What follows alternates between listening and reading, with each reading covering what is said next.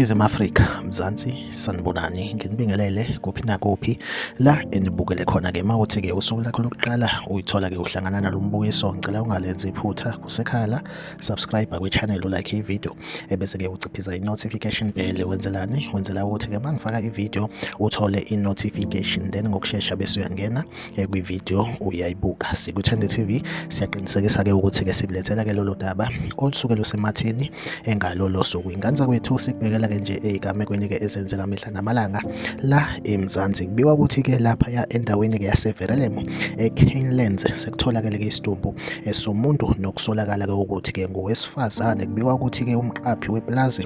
ubeyihambela nje eplazini lapho ke ebona ke isikhwama ebesinezinto zabantu ebesifazane kubiwa ukuthi ke isidumbu besingasaqondakala ukuthi ke ngabe esomuntu wesilisa noma ke esomuntu wesifazane ngenxa ukuthi ke bese sonakele kakhulu kodwa ke ukuba khona ke kwesikhwama esinezinto zabantu besifazane ikhona okwenze kwasolakala ukuthi ke lesidumbu lesi esomuntu wesifazane lesigameko senzeke lapha endaweni ke yaseVerelemo eplazini lomoba eCanelands like i video subscribe kwi channel uphinde ucomment kwi comment section ungitshela ukuthi kuthini ukuphawula kwakho ngalolu daba siku-Trend TV ngizohlezi ngikhona ngulethela ke indaba ezisematheni usuku nosuku asihlangabezane kwi video elandelayo.